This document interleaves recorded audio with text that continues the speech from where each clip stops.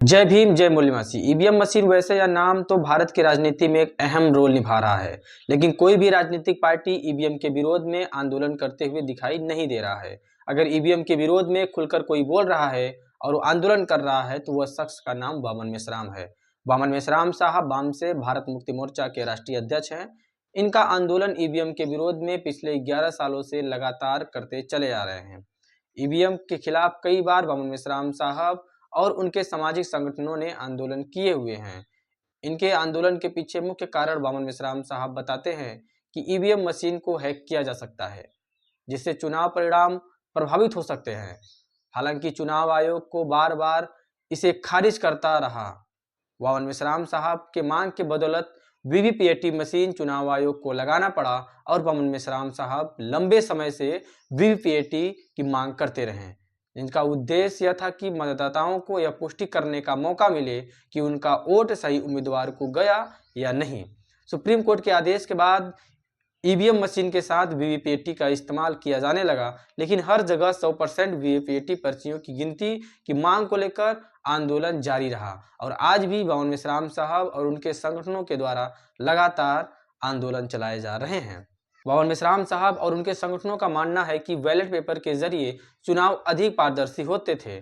इस कारण वामन मेश्राम साहब चाहते हैं कि ईवीएम मशीन को हटाकर बैलेट पेपर से मतदान कराया जाए। आपको बता दूं कि वामन मेश्राम साहब 2014 से लगातार ईवीएम के विरोध में आंदोलन कर रहे हैं और उनका ईवीएम के विरोध में जम्मू कश्मीर से कन्याकुमारी तक दो बार परिवर्तन यात्रा निकाली गई, जिसके बदौलत यह हुआ कि 2019 के बाद लोकसभा चुनाव के बाद कई विपक्षी दलों ने ईवीएम से अपनी विश्वसनीयता खो बैठी और सवाल उठाना शुरू कर दिए।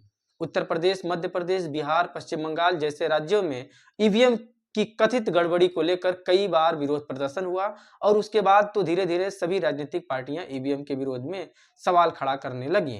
लेकिन जिस तरीके से वामन मेश्राम साहब सड़कों पर आंदोलन कर रहे थे, कोई भी राजनीतिक पार्टी उनके आंदोलन का साथ सहयोग करते हुए दिखाई नहीं दिया।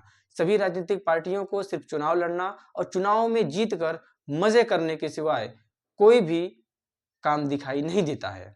कोई भी राजनीतिक पार्टियां आंदोलन करना नहीं चाहती हैं और समाज को गुमराह करके केवल मलाई खाना चाहती हैं।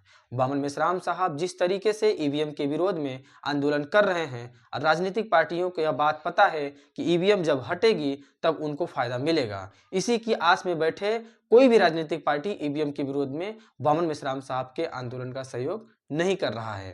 वैसे ईवीएम पर आरोप तो सभी राजनीतिक दलों ने लगाना शुरू कर दिया। अगर इस मामले को समझा जाए तो इसका मतलब यह हो रहा है कि जिस तरीके से वामन मेश्राम साहब ईवीएम के विरोध में सड़कों पर आंदोलन कर रहे हैं, अगर जनता को उनके आंदोलन के बारे में पता चल जाएगा तो जनता वामन मेश्राम साहब के आंदोलन का साथ सहयोग और समर्थन करने लगेगी। लेकिन यह बात राजनीतिक पार्टियों के गले से उतर नहीं रही थी, इसलिए राजनीतिक पार्टियों ने ईवीएम पर बोलना शुरू कर दिया और ईवीएम पर बयान करने लगी। इन पार्टियों को ईवीएम के विरोध में बयान देना भी वामन मेश्राम साहब के आंदोलन की मजबूरी बन गई थी।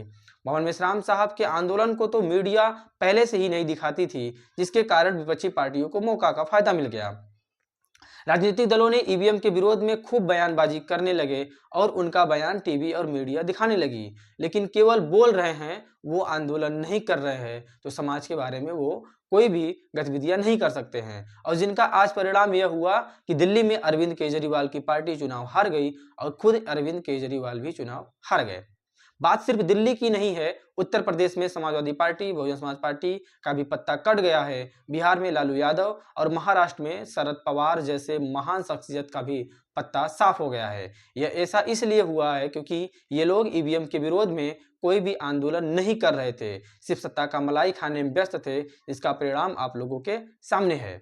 ईवीएम के खिलाफ मुख्य रूप से वामन मेश्राम साहब और उनके राजनीतिक दल जो बहुजन मुक्ति पार्टी है और सामाजिक संगठनों द्वारा किए जाते रहे हैं। हालांकि चुनाव आयोग का दावा है कि ईवीएम में हेरफेर संभव नहीं है। इसके बावजूद भी बैलेट पेपर की वापसी और ईवीएम से जुड़ी पारदर्शिता को लेकर बहस और आंदोलन लगातार जारी है। अब बात करते हैं कि ईवीएम का उपयोग भारत में कब से होने लगा।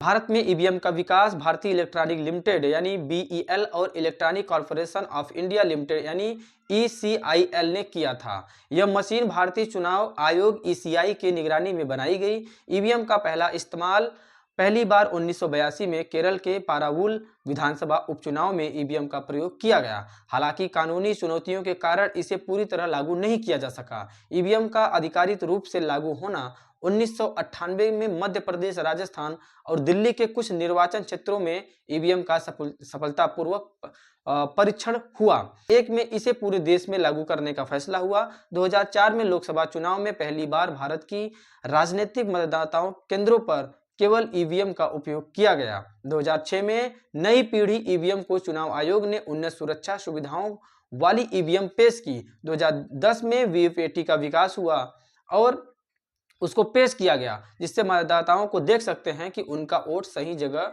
गया या नहीं। 2013 में सुप्रीम कोर्ट के आदेश दिया गया और सभी चुनाव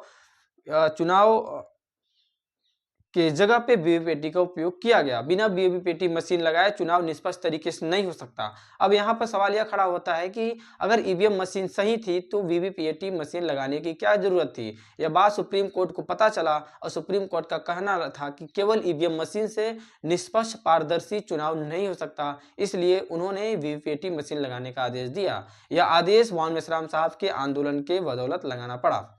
तब 2019 में सभी मतदान केंद्रों पर ईवीएम मशीन के साथ साथ वीवीपैट मशीन अनिवार्य कर दिया गया। मोहन मेश्राम साहब जो लंबे समय से इलेक्ट्रॉनिक वोटिंग मशीन के खिलाफ में आंदोलन कर रहे थे, उनका आरोप है कि ईवीएम मशीन का इस्तेमाल करके भारतीय चुनावों में धांधली की जा रही है, जिससे लोकतंत्र और संविधान को खतरा है। ईवीएम के विरोध में मोहन मेश्राम साहब का दावा है कि ईवीएम को आसानी से हैक किया जा सकता है और इसे विदेशी ताकतों के सहयोग से भी नियंत्रित किया जा सकता है। वे मांग कर रहे हैं कि भारत में बैलेट पेपर की वापसी हो, जिससे चुनाव अधिक पारदर्शी हो। देश में कई बार ईवीएम के खिलाफ में भारत बंद जैसे बड़े बड़े आंदोलन और रैलियां आयोजन किए हैं। उन्होंने चुनाव आयोग और केंद्र सरकार के खिलाफ दिल्ली में भी बड़े पैमाने पर प्रदर्शन किए हैं और आगामी 9 अप्रैल 2025 को ईवीएम के विरोध में जेल भरो आंदोलन का भी आगाज मोहन मेश्राम साहब किए हैं। मोहन मेश्राम साहब और उनकी टीम न केवल मैदान में लड़ाई लड़ रहे हैं, बल्कि उन्होंने तो ईवीएम के विरोध में अदालत में भी याचिका दायर की हैं। बहुजन समाज और बहुजन समाज के समुदाय और अन्य संगठनों को एकजुट करके मोहन मेश्राम साहब का दावा करते हैं कि ईवीएम का सबसे ज्यादा नुकसान एससी, एसटी, ओबीसी और अल्पसंख्यक समुदायों को हुआ है, क्योंकि उनकी राजनीतिक शक्तियों को कमजोर करने के लिए इसे इस्तेमाल किया गया। बहुजन क्रांति मोर्चा, वामसेफ और अन्य संगठनों के जरिए वे इस मुद्दे पर लोगों को जागरूक कर रहे हैं। उनका कहना है कि चुनाव आयोग सरकार के दबाव में काम कर रहा है और निष्पक्ष चुनाव करने में विफल रहा है। वे मांग कर रहे हैं कि चुनाव आयोग को स्वतंत्र और निष्पक्ष रूप से काम करने दिया जाए।